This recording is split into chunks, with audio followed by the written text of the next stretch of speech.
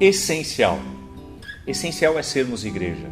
Essencial é o cuidado mútuo.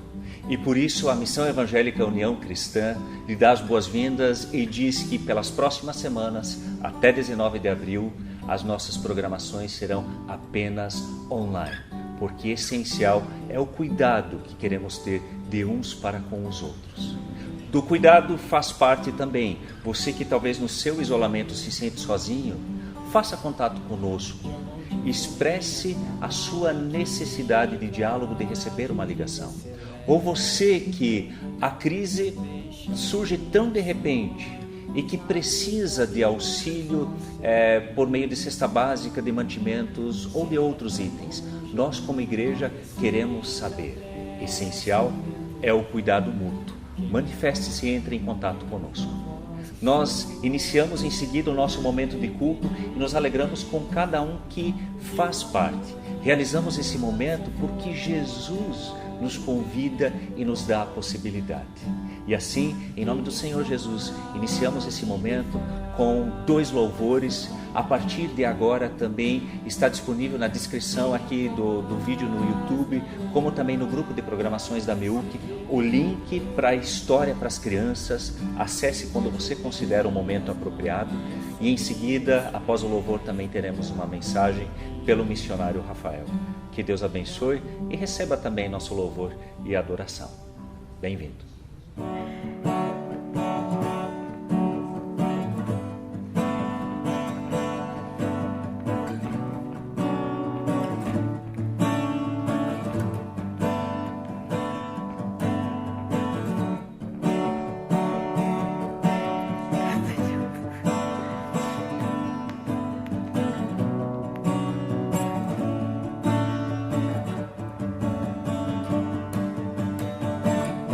Busco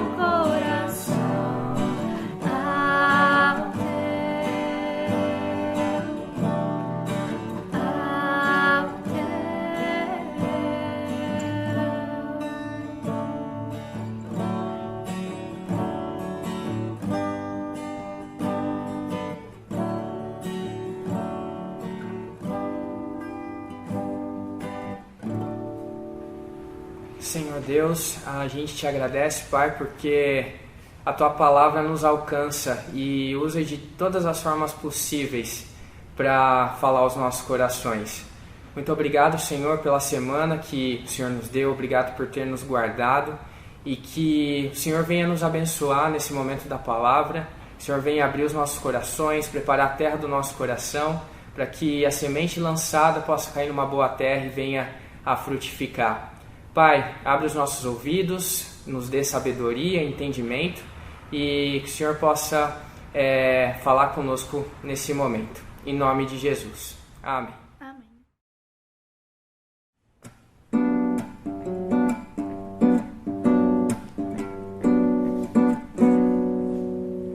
Pode ser tempo de esperar para ouvir coisas que o silêncio diz ao pé do ouvido da gente. Pode ser tempo de deixar acontecer, desacelerar a vida, vai além desse instante. Não é de chegar primeiro, mas é de continuar. Espero que essa música que nós ouvimos, que ela tenha soado como esperança para você. Saber que a vida vai além desse instante e, de fato, a vida vai além desses momentos que nós temos vivido nos últimos dias, de medo com a situação do coronavírus, mas não só além de uma questão de sofrimento, de dificuldade, a vida vai além de muitas coisas que nós temos no nosso dia a dia.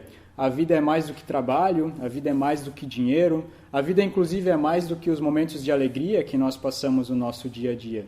E hoje, nesse último culto, onde nós queremos falar de dilemas urbanos, de problemas, de enfermidades que nós vivemos no nosso mundo, nós queremos falar justamente desse problema tão comum, que é quando nós reduzimos a vida a um instante, a um momento, a uma parte, nós perdemos a perspectiva e a dimensão do todo da vida. E aí muitas vezes nós olhamos para a nossa vida e pensamos, mas a vida é só isso, a vida é tão pouco, e nos sentimos vazios, sentimos como se a nossa vida não tivesse sentido algum. E é justamente sobre isso que nós queremos falar, e talvez nesse primeiro momento a tua impressão seja de que esse não é problema meu. Eu não tenho nenhum problema em relação a um vazio ou uma falta de sentido na minha vida. E eu acredito que muitos de nós pensamos que nós temos esse problema resolvido, mas quantas vezes nós pensamos, mas a vida é só isso?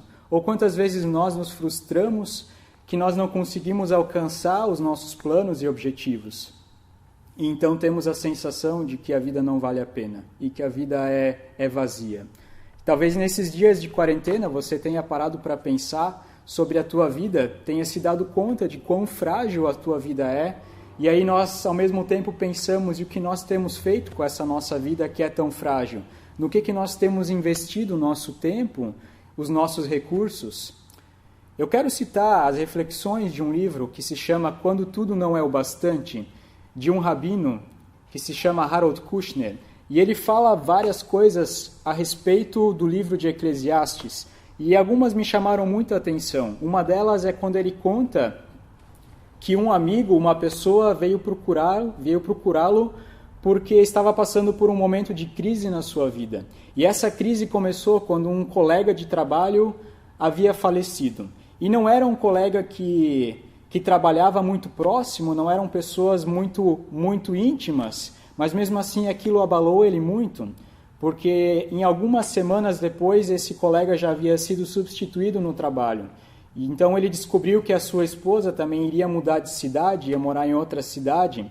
E aí ele se deu conta de como as coisas ao nosso redor se adaptam tão rápido à nossa ausência, como se a nossa vida não fizesse sentido algum, como se a nossa vida fosse tão vazia que com a nossa ausência ninguém sente a nossa falta. E esse homem então entrou em crise e começou a se perguntar, e se fosse eu que tivesse morrido, que tivesse desaparecido, será que iriam dar conta? Será que o mundo iria se adaptar tão rápido também à minha ausência? E então Kushner chega à conclusão de que o nosso maior medo talvez não seja o medo de morrer, mas o medo de viver uma vida sem sentido, o medo de viver uma vida vazia. E a pergunta que eu quero nos fazer, ou que essa situação toda nos faz, é se nós desaparecêssemos hoje, a gente deixaria um mundo mais pobre ou apenas menos povoado? Essa é a pergunta para a gente refletir. Oscar Wilde, ele fala de duas tragédias na vida do ser humano. A primeira tragédia é não conseguir aquilo que nós queremos. E a segunda tragédia é conseguir aquilo que nós queremos. O que Wilde está tentando dizer, o que Kushner está tentando dizer, e aquilo que Deus fala para nós também por meio de Eclesiastes, é que não importa qual é o esforço que a gente faça para alcançar sucesso, não importa quais são os nossos objetivos, no final nós vamos descobrir que aquilo pelo qual nós corremos, na verdade não é aquilo que a gente queria, e na verdade não é aquilo que a gente precisa. A gente anseia, a gente deseja por algo a mais. E você pode abrir a sua Bíblia em Eclesiastes 3, um texto muito conhecido que fala dos diferentes momentos que nós temos na nossa vida e que diz que nós temos momentos de alegria e momentos de tristeza. E depois desse texto tão conhecido, vem o texto de Eclesiastes 3, dos versículos 11 a 13, que eu convido você a ler na sua Bíblia. Ele fez tudo apropriado ao seu tempo. Também pôs no coração do homem o anseio pela eternidade. Mesmo assim, este não consegue compreender inteiramente o que Deus fez. Descobri que não há nada melhor para o homem do que ser feliz, praticar o bem enquanto vive. Descobri também que poder comer, beber e ser recompensado pelo seu trabalho é um presente de Deus. Esse texto diz que Deus coloca cada coisa em seu lugar. Isso significa que o problema do nosso vazio, da falta de sentido, não tem a ver com as coisas que estão ao nosso redor. Mas esse problema ele surge porque nós temos um anseio, nós temos uma fome insaciável no nosso ser por algo maior. Um anseio pela eternidade é o que Eclesiastes 3 diz. E quando o Eclesiastes diz isso, não está dizendo que as coisas desse mundo não têm o seu lugar, não têm a sua importância ou não nos fazem bem. Pelo contrário, o texto diz, aproveite a tua vida, trabalhe e seja recompensado, coma, beba, viva a tua vida. Ou seja, as coisas ao nosso redor, elas têm o seu lugar. Mas o que Eclesiastes está tentando nos dizer é, cuidado, porque a vida não é só isso. A vida não se resume a essas coisas, a vida vai além dessas coisas, vai além desse instante. E eu quero citar alguns exemplos bíblicos de pessoas que se depararam com a questão do seu vazio existencial e com a necessidade de procurar algo e de encontrar algo que satisfaça esse anseio pela eternidade. E o primeiro exemplo é o exemplo de Moisés. Moisés foi um homem chamado por Deus para uma grande missão, a missão de libertar o povo do Egito, o povo de Israel, que era escravo. E depois de muitas coisas acontecerem nessa história, e o povo se deparar com o poder de Deus para libertar eles, a gente vê um povo com uma amnésia, com um esquecimento muito grande, e em Êxodo 32 o povo constrói para si uma estátua, um bezerro de ouro, para adorar como seu Deus. E nesse momento, então, Deus ele vem até o encontro de Moisés e ele fala com Moisés. Você pode ler esse texto no capítulo 33 de Êxodo, se você quiser se aprofundar nessa história. E ali Deus chega para Moisés e diz, Moisés, assim não dá mais. Eu vou preparar para você o caminho, você vai pegar o povo, vocês vão entrar na terra prometida, e eu vou mandar um anjo, ele vai cuidar de todas as coisas, você não vai ter problema nenhum, vocês vão entrar na terra e vão derrotar os povos que estão lá, e vai dar tudo certo. Só que para mim não dá mais. Eu não vou junto, porque eu cansei. E se eu for junto, eu vou acabar destruindo esse povo no meio do caminho, porque eles não me ouvem, eles não me obedecem, eles esquecem aquilo que eu fiz. E então Moisés, diante dessa proposta de Deus, de ter todas as coisas seguras e garantidas, ele diz um não para Deus. E ele diz, Deus, se tu não vai, ninguém vai. Um segundo exemplo é o exemplo de Abraão. Abraão é chamado por Deus também para sair da sua terra, e ele obedece a Deus, ele recebe promessas de ter a terra e de ter uma descendência muito numerosa, e então vem o cumprimento dessa promessa sobre a descendência, e vem o seu filho tão querido, Isaque. E então, em Gênesis 32, que é o texto da história que eu estou citando, Deus ele pede para que Abraão lhe entregue Isaac, que Abraão sacrifique o Isaac. E a proposta de Deus justamente é: Abraão, me entregue tudo o que você tem e fica apenas comigo. E a gente vê que o Abraão, ele está disposto a entregar o seu tudo para Deus. E o que a gente aprende com essas duas histórias, com a história de Moisés e com a história de Abraão, é que tudo sem Deus não é o bastante. Por isso Moisés diz não para Deus. A proposta poderia ser: você tem tudo, a tua vida está garantida, mas você vai sem a minha presença. E por isso Moisés diz não. E o Abraão, por outro lado, ele tem a tarefa de ficar sem nada, de ficar apenas com a presença de Deus. E Abraão descobre que nada com Deus é suficiente. Nada é suficiente para preencher o nosso vazio, o nosso anseio pela eternidade. Por isso não se trata daquilo que a gente tem ou daquilo que a gente não tem. Mas a pergunta sobre o nosso vazio e sobre o sentido da vida se trata de com quem a gente caminha, de se a gente caminha ou não na presença de Deus. E um terceiro exemplo do Novo Testamento é o exemplo de uma pessoa que fez de tudo para ter todas as coisas. E é a história do jovem rico, que está em Mateus 19, dos versículos 16 em diante. E esse jovem, ele era não só uma pessoa rica, mas ele também era religioso. Era alguém que cumpria todas as leis, aparentemente. E ele chega para Jesus e ele pergunta: Jesus, como eu faço para ter eternidade? E aí a gente percebe na história desse jovem que ser rico e ser religioso não é algo que satisfaz esse nosso anseio pela eternidade. Quantas vezes nós olhamos para a nossa vida e parece que está tudo bem, a gente tem todas as coisas, a gente acha também que o nosso relacionamento com Deus está bem, mas mesmo assim a gente ainda sente esse vazio, sente a necessidade de ter algo a mais, e talvez a nossa pergunta é a mesma do jovem rico: como eu faço para ter a eternidade? Infelizmente, esse jovem ele sai triste do seu encontro com Jesus, porque ele não estava disposto a abrir mão de tudo aquilo que tinha para encontrar a resposta para a sua pergunta. E um quarto exemplo é o exemplo da mulher samaritana, que está no capítulo 4 do Evangelho segundo João. E é uma mulher que não buscou satisfazer o seu desejo por sentido em riqueza, também não buscou em religiosidade, mas o texto nos revela que essa mulher buscou satisfazer o seu desejo por meio de relacionamentos. E na conversa com Jesus, à beira de um poço, Jesus começa a falar do fato de que Ele é aquele que satisfaz a nossa sede e Ele é a água que nos alimenta, que nos satisfaz para a eternidade. E Ele acaba revelando para essa mulher que aquilo que ela tem buscado, aquilo que ela tem vivido, jamais vai satisfazer essa sede do seu ser, da sua alma, por algo que preencha esse vazio. E então essa mulher descobre que Jesus realmente é essa fonte de água viva. E ela deixa ali tudo aquilo que ela tem e ela corre para a sua cidade e conta para todo mundo que ela achou a fonte de água que dá vida com qualidade de eternidade. Esses 4 exemplos, o que eles podem nos ensinar sobre encontrar o sentido da nossa vida?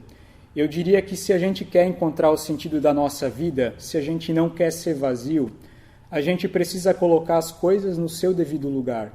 A gente precisa aprender a agradecer, a olhar para as coisas que nós temos ao nosso redor e dizer muito obrigado pelos relacionamentos que nós temos. Muito obrigado por eu poder dar um abraço, muito obrigado pelas pessoas que me cercam, muito obrigado pelo meu emprego, muito obrigado pela minha saúde. São coisas que Deus nos dá, são presentes de Deus. E a gente precisa colocar essas coisas no seu lugar e reconhecer o quão bom Deus é em nos dar tudo isso. Mas ao mesmo tempo a gente precisa se lembrar que essas coisas não são tudo. Que elas são boas, mas que elas não satisfazem o nosso maior desejo, que é o nosso anseio pela eternidade. Se a gente quer encontrar sentido, se a gente não quer ser vazio, a gente precisa parar de correr, sem saber onde a gente quer chegar. Ou parar de correr para depois descobrir que a gente, na verdade, não queria estar lá onde a gente está tentando chegar. Tem uma música que diz: "Para que apressar? se não sabe onde chegar, correr em vão, se o caminho é longo. E muitas vezes a gente está assim, correndo em vão, sem saber onde a gente quer chegar, sem parar para refletir aonde a gente deveria chegar e se de fato a gente quer estar nesse lugar. E se você quer encontrar sentido, e se você não quer ser vazio, não se desespere. Não se desespere com o coronavírus, mas também não se desespere se você olha para a tua vida e pensa que a tua vida não tem sentido. Olhe para Jesus e ouça esse convite que Jesus faz para essa mulher.